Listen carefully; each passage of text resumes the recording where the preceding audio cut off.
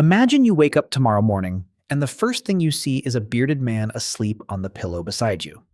The mustache, the warm breath on your face. And this is your husband. This is your completely ordinary Tuesday. Nothing about it feels strange at all. Now, maybe that image just jolted something in you. Good. Hold on to that feeling for a second. Because in the world we are about to imagine, that is simply what waking up looks like. In every home, on every street, for all 8 billion people alive. So sit inside it and ask the question the picture is quietly forcing on you. What would happen if, tomorrow morning, every single human on Earth woke up gay? Not some of us. Not a few. All of us.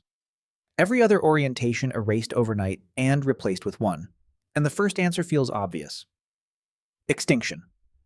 No attraction between the sexes, no children, no next generation. One quiet century, and the lights go out for good. It's the answer almost everyone reaches for first. And it's wrong. Because attraction and reproduction were never the same thing. Evolution just glued them together so tightly that you stopped noticing the seam. Desire is not what makes a child. Cells make a child. Right now, in a fertility clinic somewhere, a specialist is holding a thin glass pipette under a cold fluorescent light, guiding a single sperm into a single egg in a dish no wider than a coin. There's no spark in that room. No romance, no attraction, nothing you'd recognize from a love song. Just intention. Millions of people are walking around today who began exactly like that, and you would never know by looking at them. In a world where no one desired the opposite sex, reproduction wouldn't disappear. It would simply become a decision instead of an accident. And that quietly changes what this question is even asking. This was never a story about the end of humanity. It's a story about how much of what you call natural is really just familiar. But that's only half of it. Because here's the thing about humans specifically. We already broke the link between sex and reproduction a very long time ago. A woman gives almost no outward sign of when she can actually conceive. Most human sex happens when no child is even possible, and we do it anyway, for comfort, for closeness, for 100 reasons that have nothing to do with continuing the species. Somewhere in our deep past, evolution turned sex into a social act as much as a reproductive one. So the tidy idea that desire exists purely to make babies was already a myth long before we started. In a fully gay world, we would just be finishing a divorce that began millions of years ago. Now picture how that world would actually raise its children. Not in the panicked, dying way you first imagined. Deliberately. Every child chosen, planned, wanted before it ever existed. Whole communities pooling their care instead of splitting off into isolated little pairs. It might, in some ways, be gentler than the world we already have. And it would not be the first time nature tried it. Because a same-sex world is not a science fiction premise at all. Nature has been quietly running the experiment for millions of years. In 1999, a biologist named Bruce Bagamel published a survey of the animal kingdom that quietly demolished an old assumption. He documented same-sex behavior in hundreds of species: courtship, bonding, lifelong pairs, the raising of young together across birds and mammals and insects up and down the entire tree of life.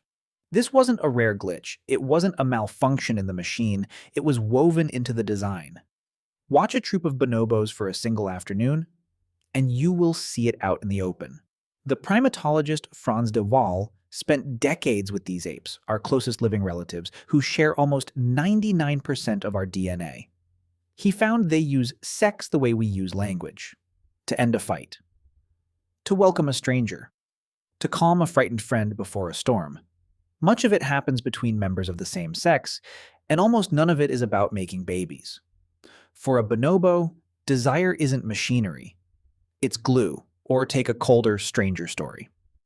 In a zoo in the middle of New York City, 2 male penguins named Roy and Silo built a nest together and sat on a smooth gray rock as though it were an egg, taking careful turns, waiting for something that was never going to hatch. Their keepers watched this for weeks, and eventually they handed the pair a real egg, one that needed warming. The 2 males took shifts on it, day and night, and when it finally cracked open, they raised the chick between them as their own. No one taught them how. No one had to. So if same-sex bonding is this old, this common, this deep in the code of life, here's the question that should genuinely unsettle you. Why is it still here at all? And this is where it gets stranger. There is a puzzle sitting at the very center of evolutionary biology, and it took scientists decades to even say it out loud. If being gay meant leaving behind fewer children, then across thousands of generations, those genes should have thinned, faded, and vanished completely. Natural selection is merciless about exactly this. Traits that fail to reproduce tend to erase themselves within a few dozen generations. And yet same-sex attraction has appeared in every human society ever documented, at a stubbornly steady rate for as far back as the record goes. Something is holding it in place on purpose. The only real question is what? One of the first serious scientists to face that puzzle was the biologist E.O. Wilson, who proposed something in the 1970s that sounded almost like heresy. Maybe you don't need your own children to win at evolution. Think about it for a second. Your niece carries a quarter of your DNA. Your brother carries half of it. So a person who never reproduces but who pours everything into their siblings' children, feeding them, guarding them, teaching them to survive, could be pushing their own genetic material into the future through a side door. Evolution was never counting your babies. It was counting your genes. And it does not care in the slightest whose body carries them forward. Decades later, a researcher named Paul Vasey went hunting for that exact pattern in the real world. And he found it on the islands of Samoa.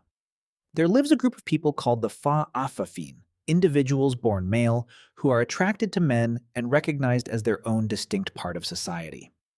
Vasey measured how they behaved toward their nieces and nephews, and the result was striking.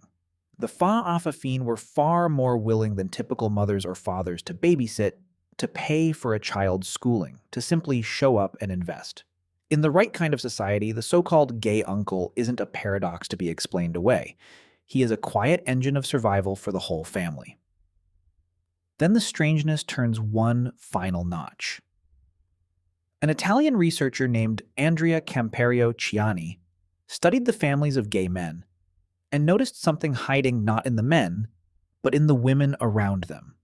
The mothers, the aunts, the grandmothers on the maternal side tended to have more children than average. The very genetic factors that made a man less likely to father children seemed to make his female relatives more fertile, which means the gene you may have heard whispered about may never have been a cost to the family at all. It may have been a hidden bargain the whole bloodline was quietly winning. And about that gene.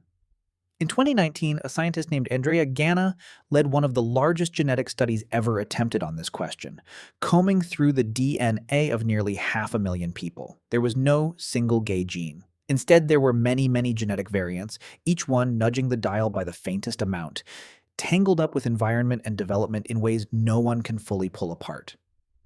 Sexuality, it turned out, isn't a switch.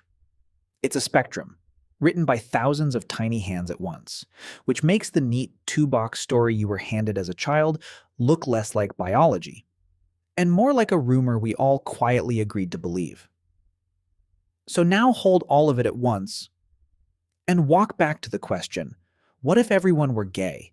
A world like that would not be an evolutionary dead end. It would be a world that reproduced by choice instead of by accident, that bonded through affection instead of blind instinct, and that raised its children the way the bonobos and the penguins and the Samoan uncles already do. Together, on purpose, without desire as the engine. It might even be steadier than the one we have now. Fewer unwanted children. More adults free to care for the young without the narrow tunnel vision of raising only their own. And here is the part that should genuinely unsettle you. The people in that world would look back at us, at a species that let blind attraction decide who got to be born, at a species that took one narrow slice of human desire and for most of its history branded everything else a sin or a sickness.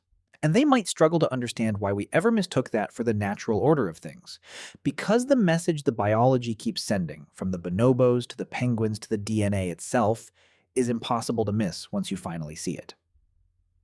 Exclusive attraction between the sexes is not the whole of nature. It is one setting on a dial that nature has been freely turning across millions of species for millions of years. The anomaly was never the people who love differently. The anomaly is how utterly certain we became that there was only one way to love at all. And that certainty is far younger than you think.